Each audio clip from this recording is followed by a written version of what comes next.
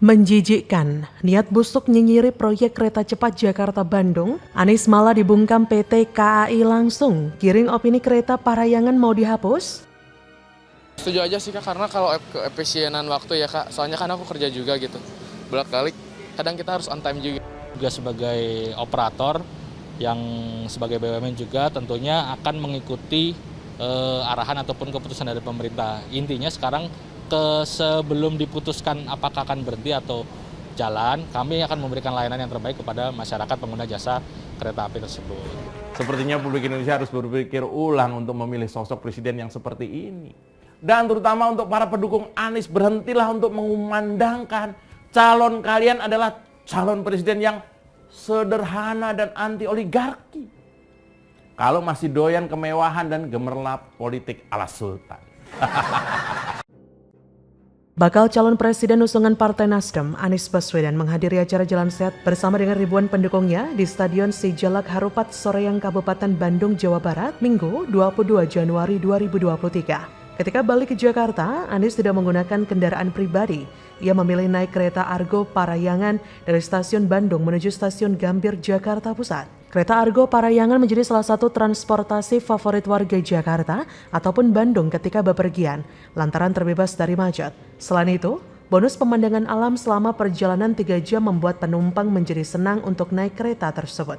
Akan tetapi lewat akun Twitter pribadinya, Anies menyebut bahwa mengakhiri rangkaian kegiatan yang seru dan bermakna di Bandung, Jawa Barat, kini kembali ke Jakarta dengan naik Argo Parahyangan, kereta yang penuh sejarah, kenangan, dan terus menjadi pilihan bagi begitu banyak orang. Kereta ini telah membuat perjalanan jadi pengalaman, kata Anies seperti menyindir. Anies juga berharap keberadaan kereta Argo Parahyangan bisa tetap beroperasi terus di tahun-tahun yang akan datang. Dia seolah khawatir lantaran sempat muncul isu untuk menghapus operasional kereta Argo Parahyangan seiring dengan beroperasinya kereta cepat Jakarta-Bandung yang ternyata berhenti di Padalarang, Kabupaten Bandung Barat. Banyak kadrun yang kemudian merhubungi cuitan dari Anies Baswedan tersebut, bahkan mencuitkan isu bahwasanya KA Argo Parahyangan akan dihapus. Akan tetapi cuitan Anies tersebut langsung dibalas dengan telak oleh akun resmi PT KAI Indonesia. Menurut PT KAI, hingga saat ini KA Argo Parahyangan rute stasiun Gambir Bandung pergi pulang masih tetap beroperasi dan belum tersedia informasi penghapusan kereta tersebut.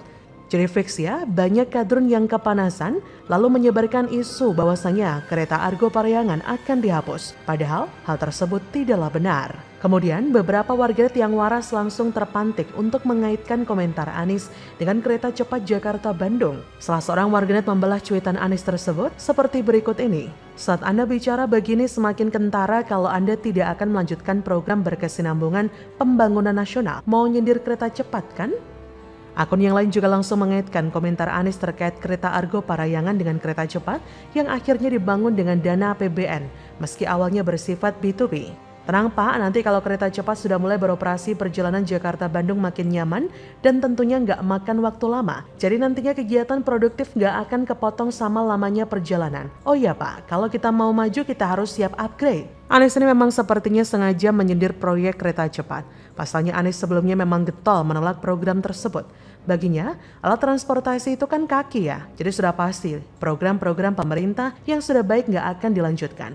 Diganti dengan program bernilai fantastis tapi unfaedah. Ya biarkan saja kalau Anies mau jalan kaki dari Jakarta ke Bandung. Ya begitulah Anies. Pembodohan publik yang hakiki terus ditampilkan ke depan. Salah satu jurus untuk mempertahankan karirnya ya salah satunya dengan membuat kadrun bingung. Jurus Anies ke pendukungnya. Padahal menurut Vice President Public Relation KAI Joni Martinus menegaskan KA Argo Parahyangan masih tetap beroperasi seperti biasa. Yang mengungkapkan KAI belum mendapat arahan resmi soal kabar yang beredar tersebut. Joni memastikan KAI hanya fokus dalam hal pelayanan dan pengoperasian kereta api. Pengamat transportasi Azaz Tigor Nainggolan mengatakan kehadiran kereta cepat Jakarta-Bandung nantinya memperkaya alternatif masyarakat untuk melakukan perjalanan Jakarta-Bandung pulang pergi. Sebab kedua kereta itu memiliki segmen yang berbeda, baik dari segi harga tiket, waktu tempuh, dan jarak tempuh. Kereta cepat Jakarta-Bandung hanya memerlukan waktu sekitar 40 menit saja, sedangkan KA Argo Parahyangan sekitar 3 jam. Jelas bukan bedanya? Mantan Ketua DTKJ itu menjelaskan banyaknya pilihan transportasi publik ini justru bisa makin menarik masyarakat untuk beralih dan meminimalisir penggunaan kendaraan pribadi.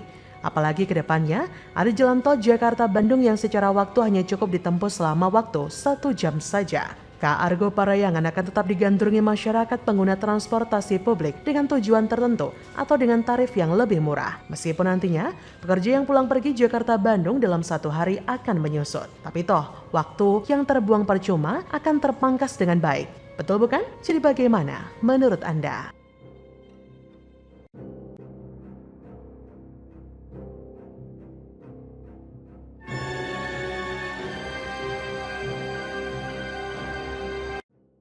Petinggi KPK temui BPK, BW teriak-teriak mau bela Anies, ditulis oleh Sardi dari laman siwar.com.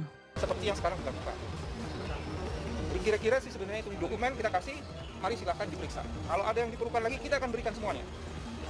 Jadi supaya tidak ada yang ditutup-tutupi. Kita tidak mau juga ada hengki-pengki.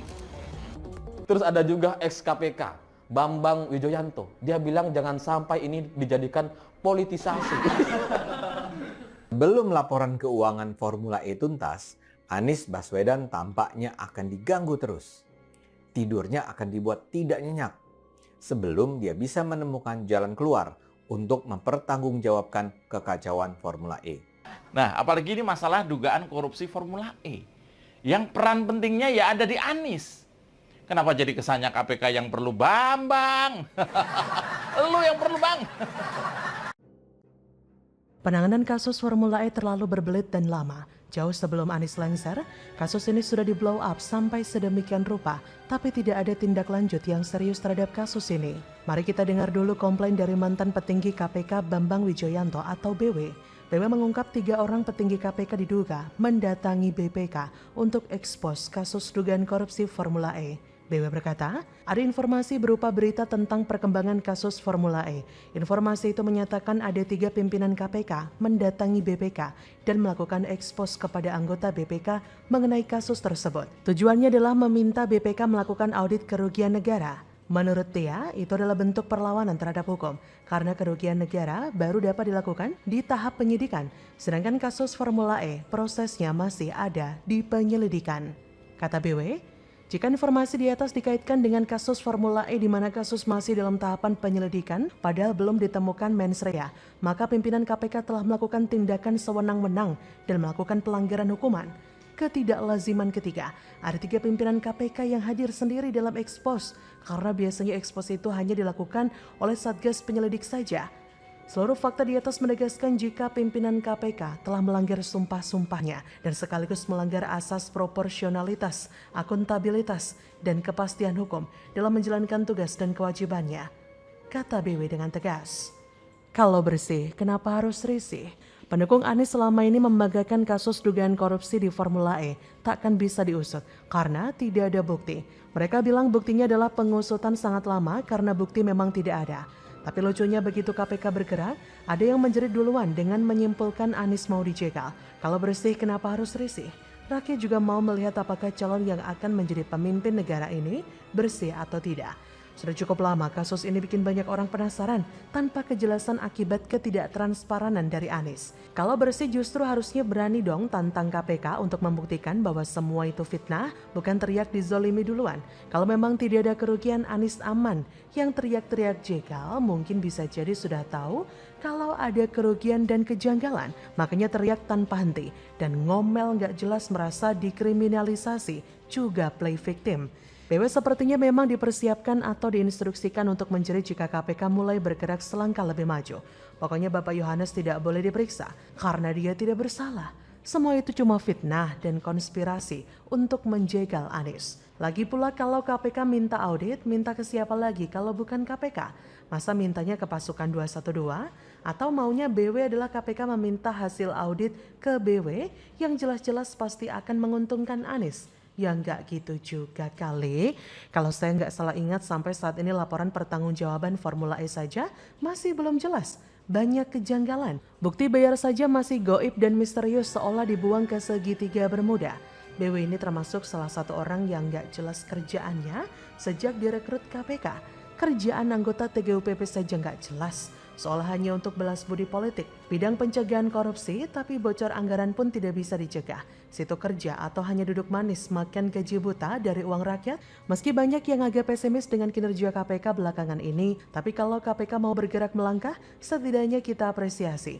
Kalau memang ada indikasi, silakan sikat terus. Saya yakin indikasinya sudah ada.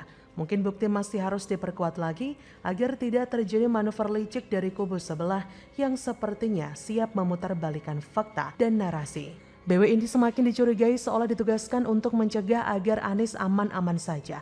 Coba ingat kembali saat BW ditunjuk jadi tim kuasa hukum kubu Prabowo Sandi saat mengajukan gugatan sengketa pemilu ke MK. Manuvernya mirip seperti sekarang, teriak duluan untuk membuat persepsi seperti yang diinginkan. Hasilnya tetap kalah. Semakin BW teriak, maka semakin banyak kecurigaan yang harus dipertanyakan. BW terlalu sering teriak, tanda panik takut sesuatu terjadi. Bagaimana menurut Anda?